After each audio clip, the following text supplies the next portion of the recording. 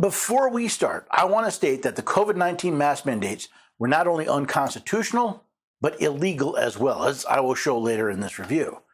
However, we need to start where the circuit court started, with their own assumptions in the cases Falcone versus Dickinson and Murray Nolan versus Rubin. The court stated their opinion with some background on the two cases they were reviewing. On March 9, 2020, New Jersey Governor Phil Murphy declared a state of emergency in response to the quickly spreading coronavirus known as COVID-19. As we now know, it primarily spreads through airborne particles that accumulate in enclosed spaces, respiratory droplets produced when a person coughs, sneezes, or talks, and occasionally through contact with objects contaminated with the virus. In order to perform a fair review, we must take into consideration what was known back in 2020, even though much of it has been proven false. We must also consider what is fact and what is opinion. For example, the court points to a statement from the Centers for Disease Control and Prevention about how COVID-19 spreads. However, nothing in the document referenced even suggests that there are studies showing that this is how COVID-19 spreads. This common knowledge may be based on some reason and logic, but that does not make it true.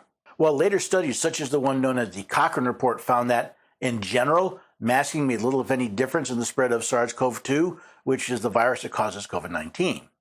Individuals infected with COVID-19 can spread the disease while asymptomatic or pre-symptomatic, making the virus difficult to control.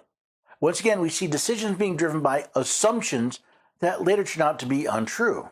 For example, asymptomatic transmission of COVID-19 was published in December 2020 and stated, earlier estimates that 80% of infections were asymptomatic were too high and have since been revised down to between 17 and 20% of people with infections. How are people supposed to make informed decisions with so many opinions being treated as scientific facts?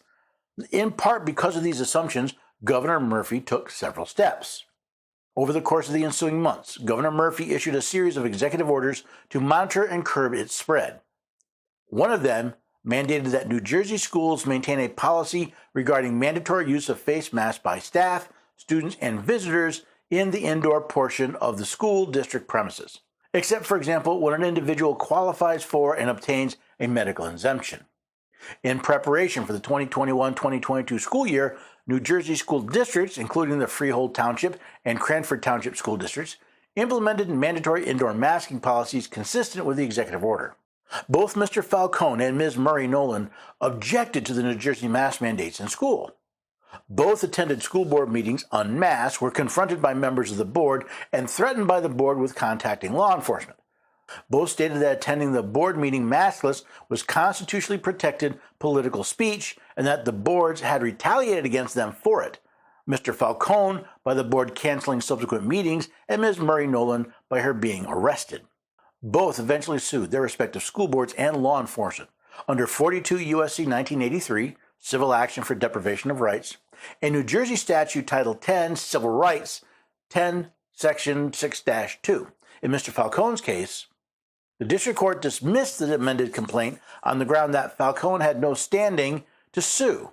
It found his alleged injuries, the receipt of a summons, and the board's meeting cancellation were not traceable to the BOE or police defendants, but instead to Governor Murphy's executive order that the board had to obey.